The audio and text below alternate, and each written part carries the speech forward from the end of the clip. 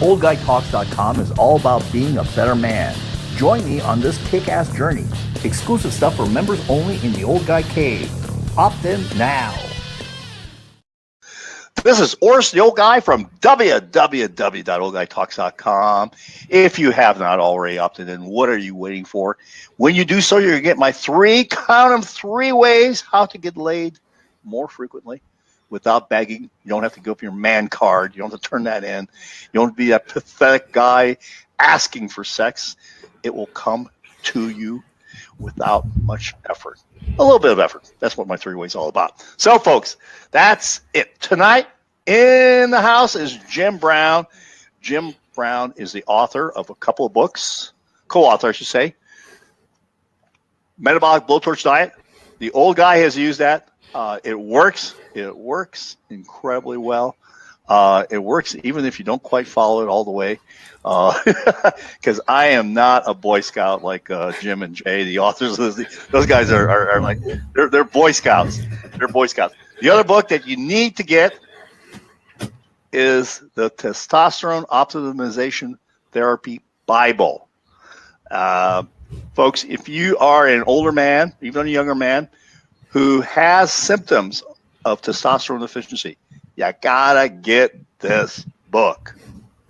Okay, you gotta get this book. You gotta read it. It's gonna help you a lot of ways. It's gonna tell you, explain it in a very, very easy way to understand, and it's gonna tell you about how to find the right doctor, which is really critical in this whole testosterone replacement therapy, because I argue with my primary care physician all the time about this, and have for the last 12 years. So before we get started, I need to keep Sue, the IP lawyer babe, happy. I have to read this medical disclaimer. This is not the way she would have written it, but she said this will work. This is information only. Consult with an appropriate professional before starting any program. Do not be stupid. You're responsible for your own shit. The old guy is a capitalist and not a socialist weasel. He will be promoting stuff here and may be compensated. You can rest assured the old guy only promotes stuff he uses. You may have different results. Not may, you probably will have different results.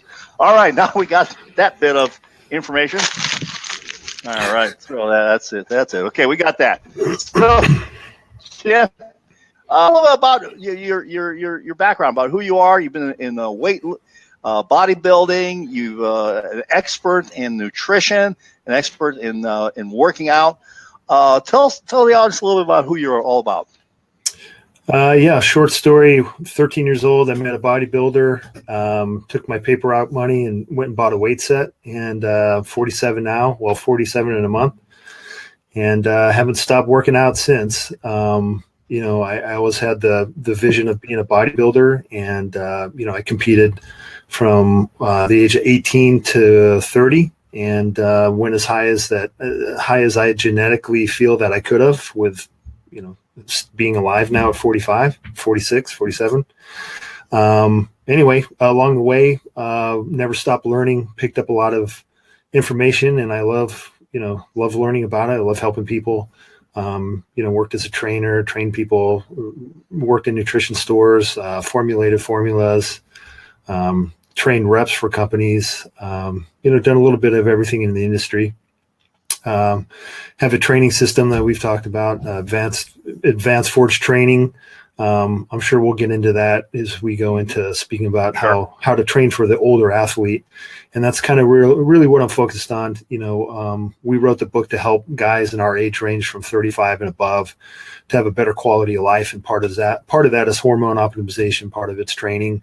And that's, kind of where my love is. And, I don't compete anymore. I haven't in a long time, but I'm still a bodybuilder. I still go to the gym and train that way. I still eat that way. And that's my lifestyle. That's, I married a bodybuilder chick, and, we have bodybuilder kids. So that's a short story.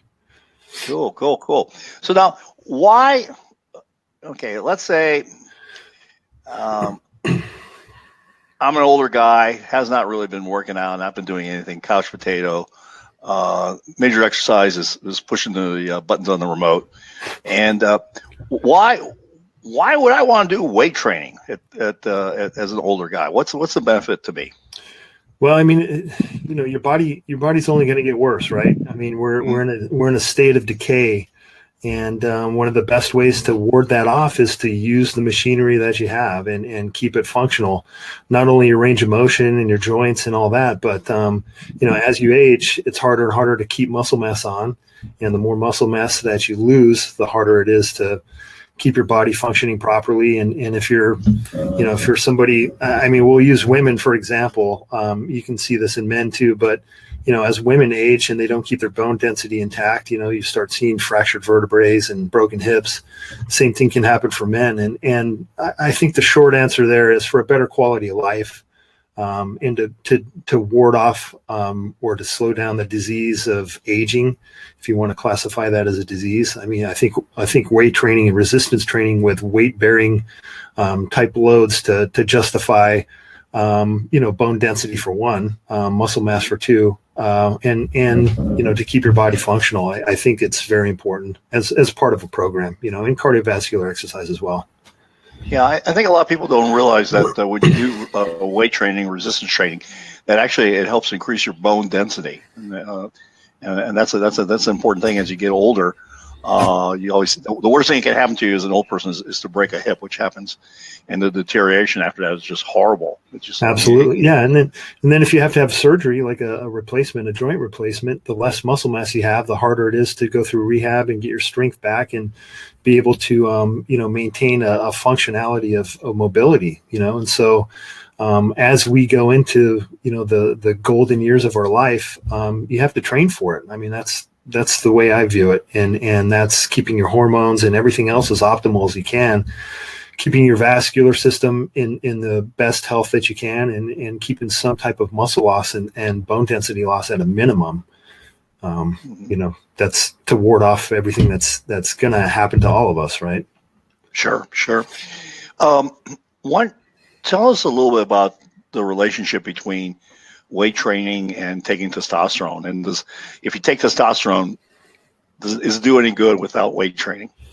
You get instantly jacked, right? Everybody knows that. Now, the way that we describe it is, if you want results from weight training or exercising, it's kind of a 3-pillar system. Your training, your diet, and your hormones. And if one of those is lacking in a certain area, then it's going to slow down your process, or it's going to slow down your progressive, improvement or maintenance of whatever your goals are. And so if your hormones are intact and you're training right and you're eating donuts, you're not going to see a lot of results, or you're not going to see the results that you could realize.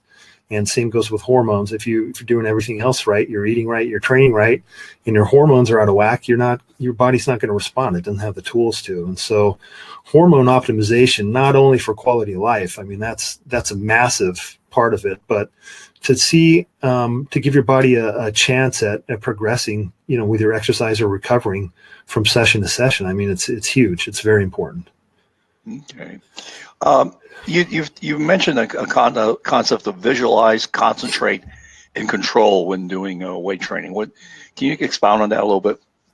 Yeah. So the way that I train, I train to positive failure. And if you think about the positive portion of the movement, that's like when you're pressing or you're contracting or shortening a muscle. And so I train until you can't perform that positive portion of the movement anymore. And to do that, you have to get in a frame of mind where you're very controlled. It's a very mental process to take yourself to that point. Number one, over and over, workout to workout. And two, you want to do it with safety in mind. You want to do it with control of form in mind, and you want to do it with complete concentration. And I hate to default on this verbiage, but the mind-muscle connection, you've read that in every meathead magazine, but it's real. When you have a connection with a muscle that you're working and you can feel it go through the range of motion, you have better control over it. And so that's all very core programming in the way that I train in our Forge training. So I think it's huge, and I think it's something that you have to develop, and you should, especially as an aging lifter. You can't go in there and do the stuff that you did when you're 30, man. Or even me, I'm 46 now. My body's totally different than it was 10 years ago, not to mention 20. Mm-hmm. And so as I age, I have to be more careful, but I still have to go in there and push my body to the point where it's going to respond. And for me, that mark is positive failure, and I can do it in a safe manner. Okay. When you talk about positive failure, uh, how many reps and how many sets are you talking about? Is So, kind of so a it depends. guideline? Yeah, it depends. So my big thing is balancing stimulation with recovery ability. And so, my recovery ability when I was a bodybuilder, I was on, ungodly amounts of hormones. I was eating, 7,000 calories a day. My recovery ability was much different than it is now. And so my training frequency and volume was different. So it really depends on who you are and where you're at. I mean, these days, for let's say a muscle group like chest, I'm doing 2 to 3 movements. I'm doing a few warm-up sets, and then I'm doing 2 positive failure sets for each one of those movements. And for the first working set of positive failure, I'll be in the 20 to 35 range. And then after that, I do a short, a 2-minute break, and then I'll hit another set to positive failure. And depending on what, if it's compound movement or not, somewhere in the 10 to 15 range. And so naturally doing these, I'm hitting different rep ranges, but I rarely go below 8 or 10. And usually it's focused more in the 30 to 15 range. And then I'll do that twice a week. And that's where my stimulation, matches my recovery ability, so that when I go to work the muscle again, I'm not sore and I can do it more times a year. I kind of repeat that cycle. That's kind of the short answer. But basically, in order for your body to respond and justify maintaining or trying to gain muscle mass, you have to stimulate it to have your body go through that recovery process where you're actually synthesizing protein and recover for the next workout, where your body's preparing to do something that you did before, but it's not a maintenance. Your body biologically doesn't want to prepare or build muscle, but it has to be able to do what you're demanding from it. And so the more that you can incur that cycle per year, I think the more muscle and better response you get out of it. That's kind of the short answer. Okay. Do you increase your weights in from the first set or the second set, or is it just the same set? You're just more fatigued? Yeah, I don't. And so you could rest longer and stretch out, you get a little bit more reps on that second one, or you do a rest pause set where you'll hit failure and then take 3 or 4 breaths and then hit another set, and your rep range will drop drastically on that. But I don't usually lower weight or change weight at all. Okay. What does failure look like? Because I think that maybe a lot of people might not understand what that means. Yep. So I define positive failure as I can no longer complete that movement with a form that I'm comfortable with. And so as let's think about a guy doing like a dumbbell curl, right? Well, there's a big range between what you and I would say that's good form and what somebody else would say is correct or acceptable form, right? So if you think about somebody like me, for instance, I usually have very strict form. I think as soon as my form breaks down and I can't feel the muscle 100% contract and I'm engaging that muscle alone and I start engaging other muscles, I'm done. And then you think about, a kid getting ready for spring break doing barbell curls over there, where they're swinging their whole body. It almost looks like a clean and jerk movement. So it's different, but I define it as soon as your form starts to break down, you're done. And you have to kind of keep that consistent.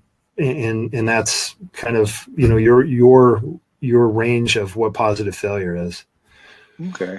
You kind of touched on this. I want to get into a little of this.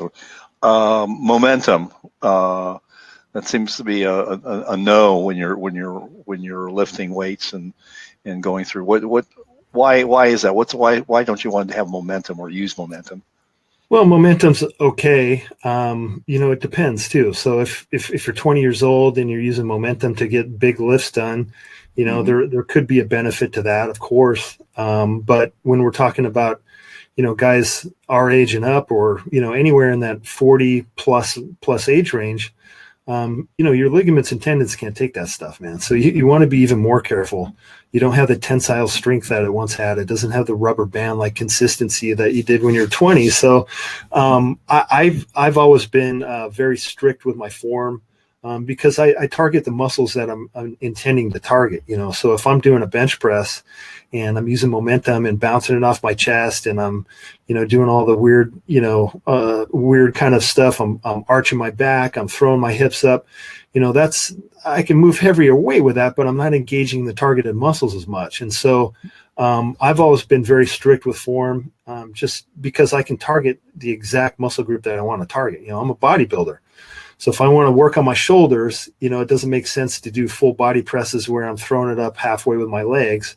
I mean, for the most part, we could argue about that, but I think form, especially when you're an older athlete, is very important, just from injury prevention. And then from my aspect, I want to hit the targeted muscle group. Okay. Kind of switching gears here. How do you fit cardio into the training, into the resistance form? I've always done cardio. I've always responded well to it. I usually split it up during the day. Most days I'll do 20, 30 minutes after my training session. And then I'll do another 20, 30 minutes at home. And if I'm not resistance training that day, I'll do at least one cardio session somewhere in the day. But I've always had a cardio equipment at the house and done it that way. I definitely recommend it to everyone, and I think especially as you get older, I mean, I consider it mandatory. But even when I was big and inhuman, a mutant, doing more cardio made me feel better. It helped me process food better, helped me keep the body fat down, and the fact that there's so many of my peers that are dead now and I'm still alive, I have to think that some of that is because I was cognizant of taking care of my cardiovascular system.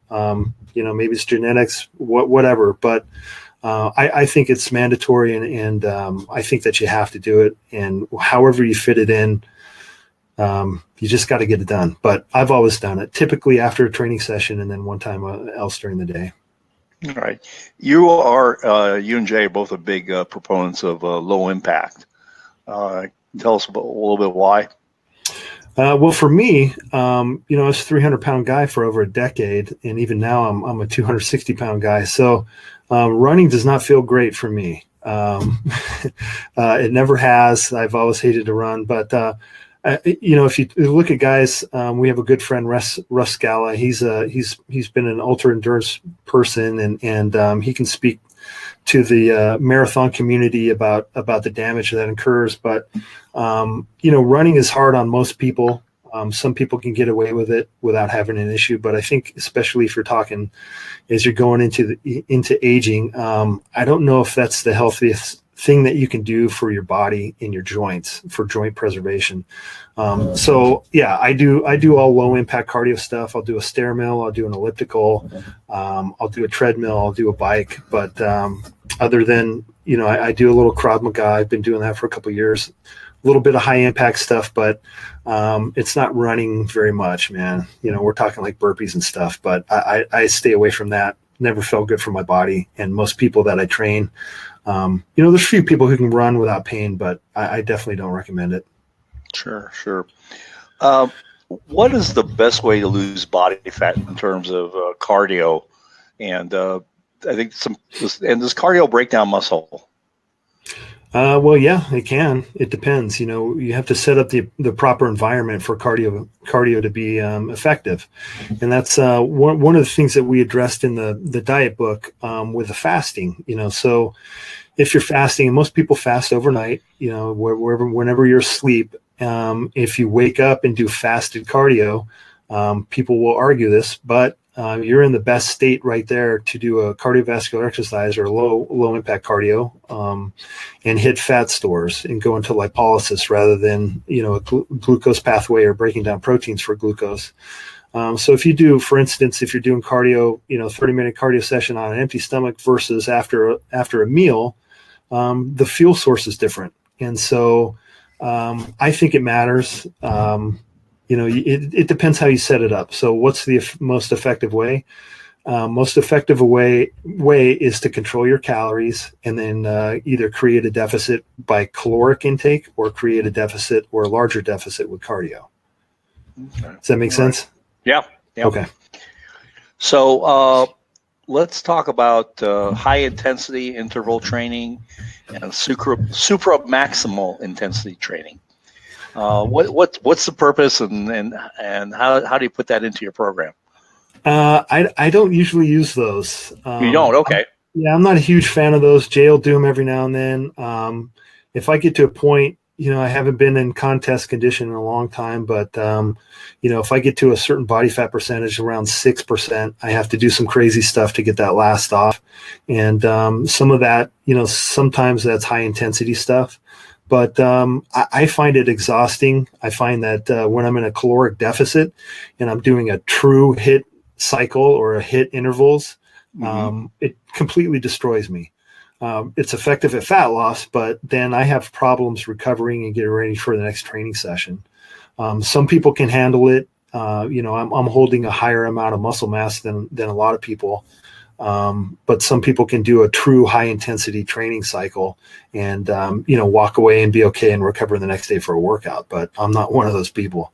But it's effective if you do it right. But I find that a lot of people have a misconception of what that is and what they're really doing. Kind of like keto, everybody says, oh, I eat a pound of bacon, I'm a keto, I'm doing a keto diet. Well, okay.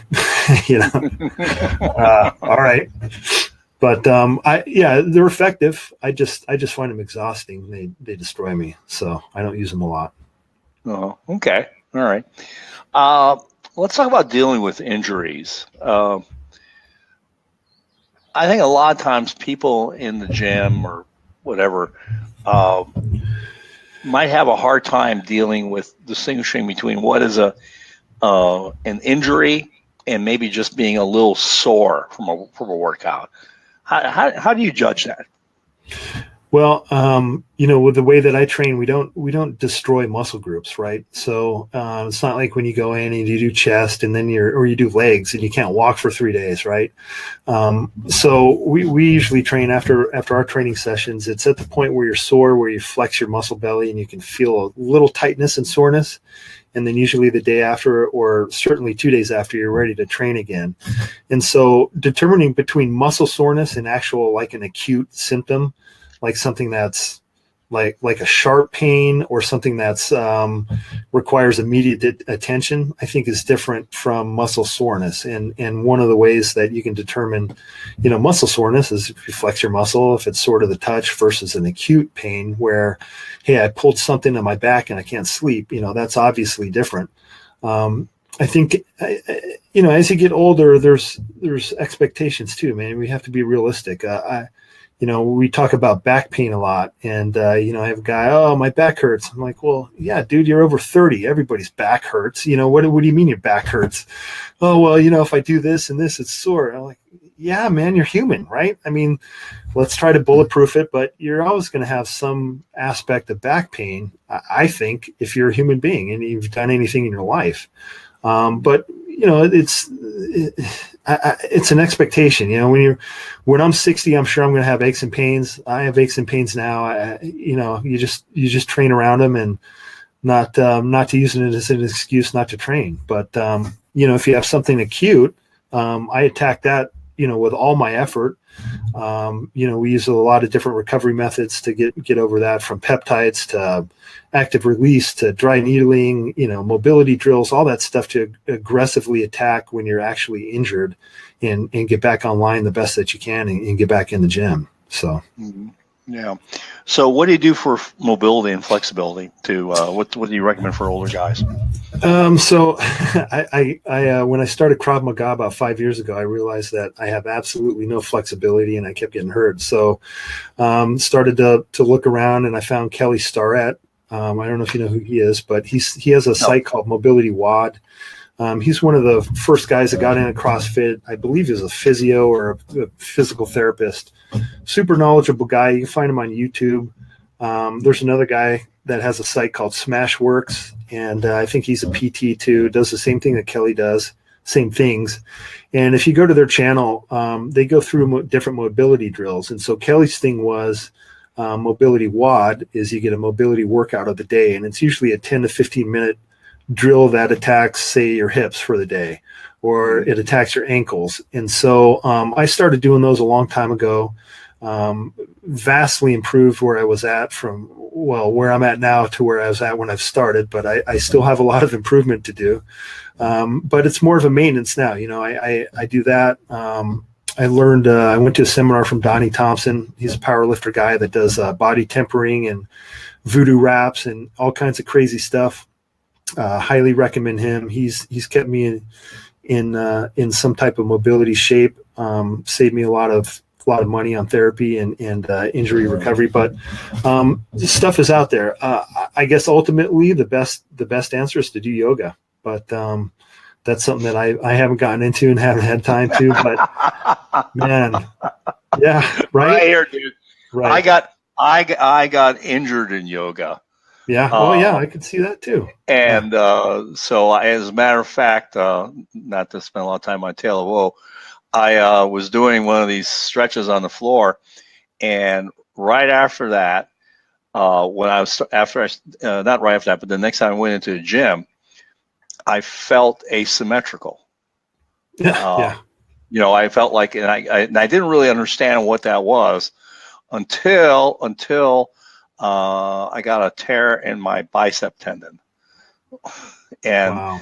that is one of, and that was, I got it right away on a warm-up weight, on the first rep of the first set of a warm-up weight.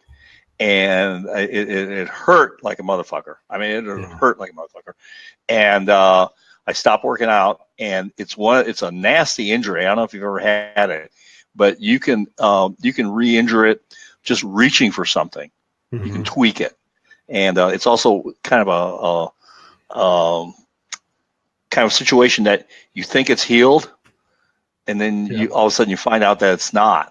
And so I have a great physical therapist now that I've been going to for several months. It's gotten a lot better, but I don't think it's quite good. Actually, he's kind of like the Yoda of physical therapists, because when I walked into his office, there were on the wall was 12 books he had written on physical therapy. Yeah.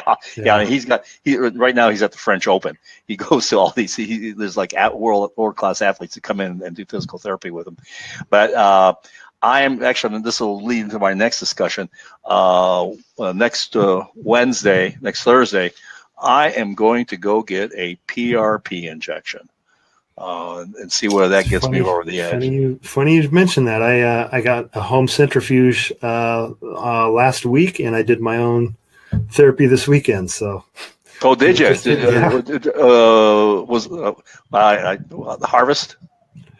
Yeah. So drew my blood at the kitchen table there and spun it out. I got about 30 cc's of PRP and applied it through different areas of my body. So we'll see. So you got 30 cc's of PRP? Mm-hmm. How much blood do you draw? Because usually, oh my see. God. Folks, remember, I filled up four vials. So. It's usually when you drop 20 mLs, you get 2 cc's of PRP roughly, or somewhere around there.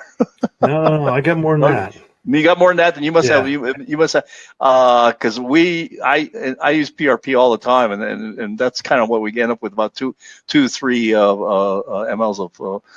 So I'll have to talk to you about what you're using, because that's kind of like that's a lot of PRP. That's my next experiment on biohacking. But it's just with the injury prevention. Yoga's like anything else too, man. If you go in aggressive, there's certainly risk potential, just like these mobility drills, But it's hard. But PRP is cool, man. There's a lot of cool stuff, cool uses with it. So we're experimenting with it. Oh yeah. There's a lot of stuff about it that's coming in, and sometimes they combine it with stem cell therapy, and that also in certain situations works well. You big fan of sauna and cryotherapy, or what's your take on that? Yeah, I like cryotherapy. I think it's something that if you use all the time, your body kind of gets used to it. So I'll use it maybe a few times a month. I get art sessions, active release therapy. That's probably the most common recovery tool that I use. I have I had a fantastic guy in Las Vegas, Dr. Petrick. I got a real good guy in Tampa, Dr. Wilson. And, if money was no object, I just roll up to his office twice a week and have him go through my whole body, different parts of my body, and hit, be able to hit my whole body every month. But, that really has been for me the biggest, I guess the most valuable recovery tool. So what is active release therapy? Active release therapy is like a super, super painful shiitake kind of manual massage. It's kind of like a facial release type massage almost, or technique.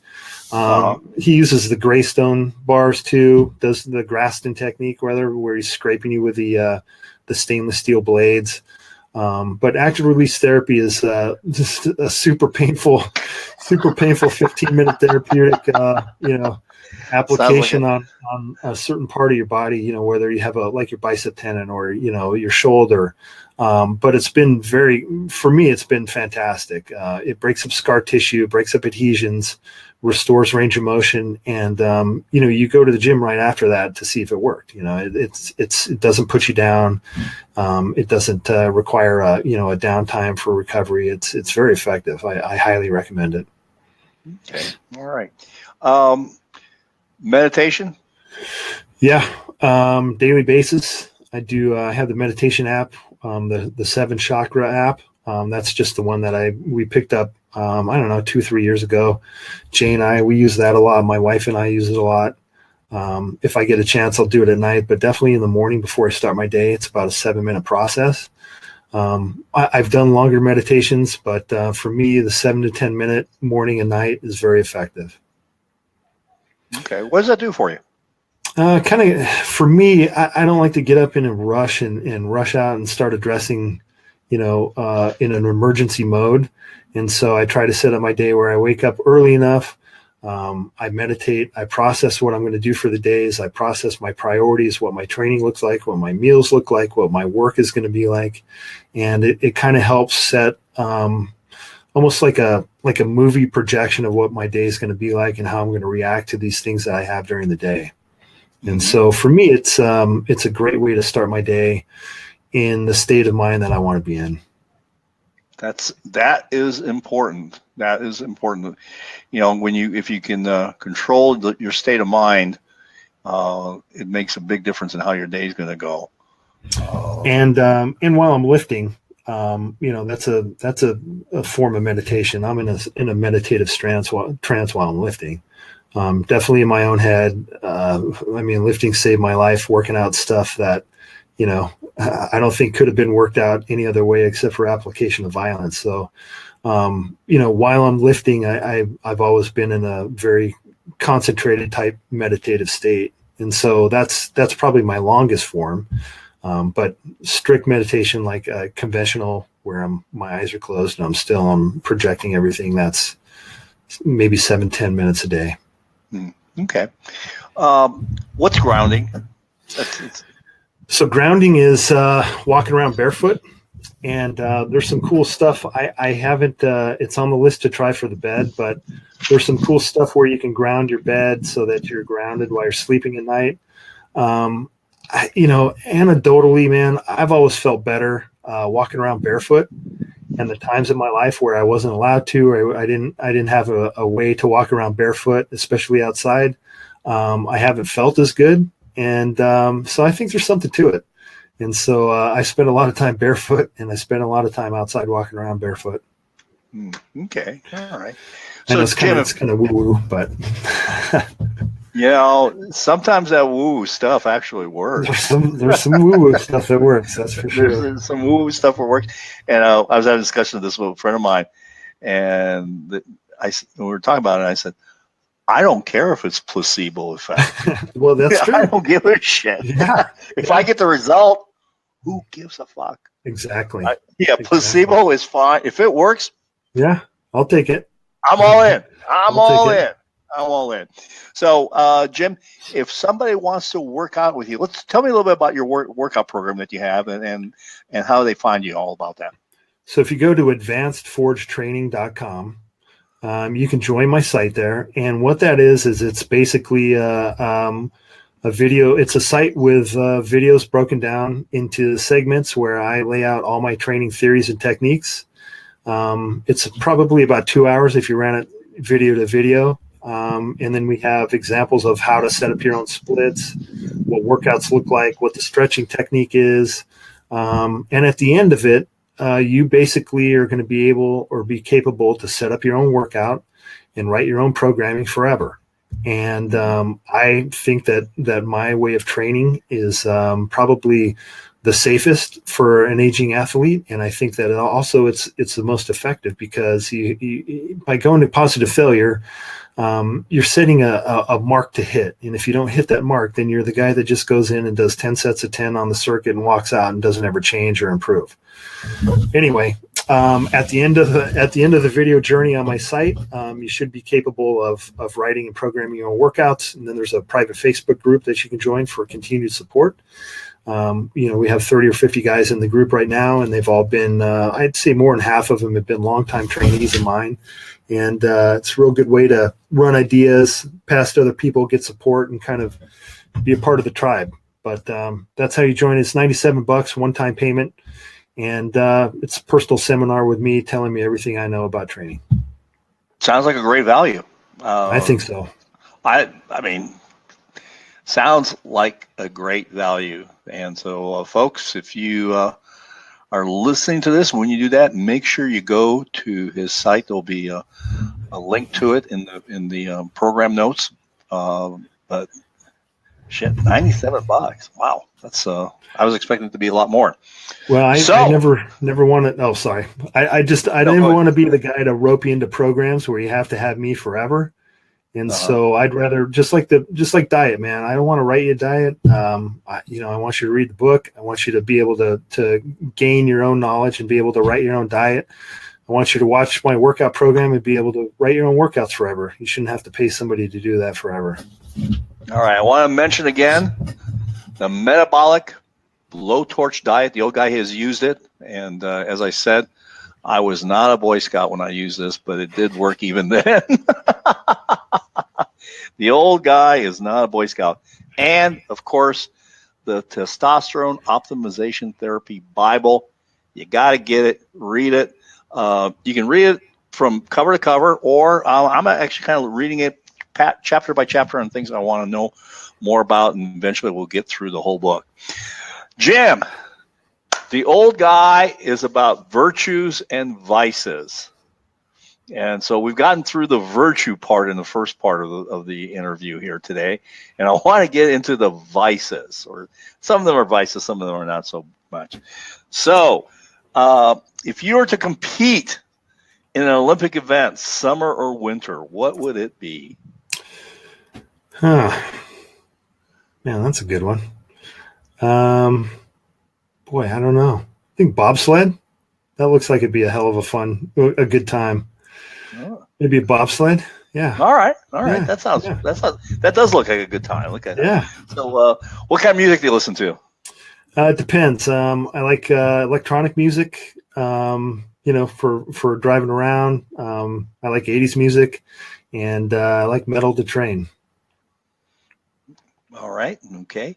And if you are eating something in the closet that is bad for you, that you wouldn't want Jay to find out about, what would it be?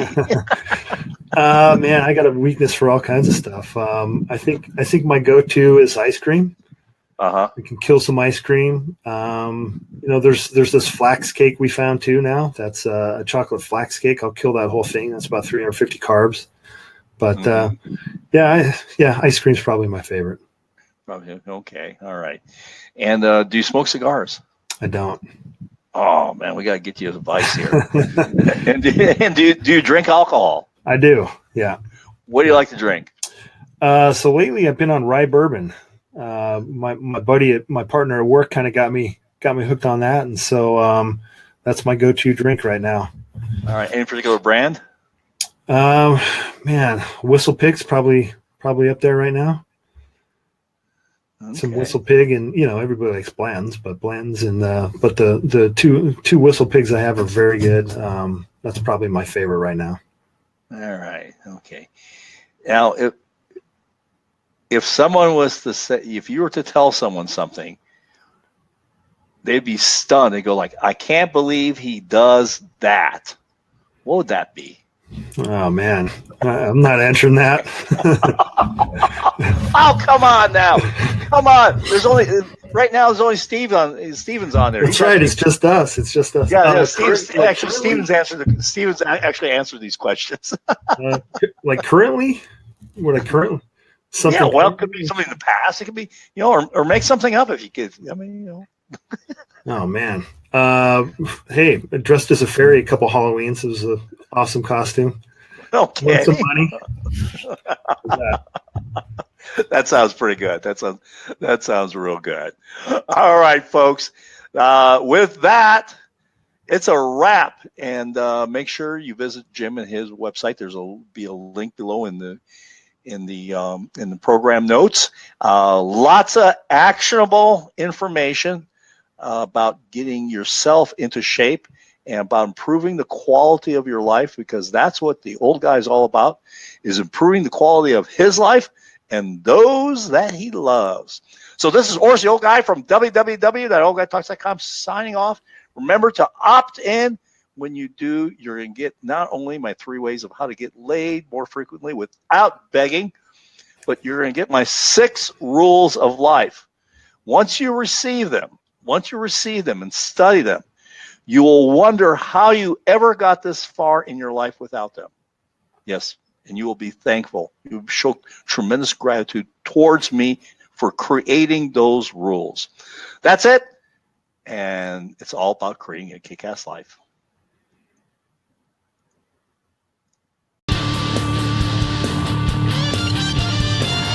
Opt in and encourage other old guy assholes like you to opt in also.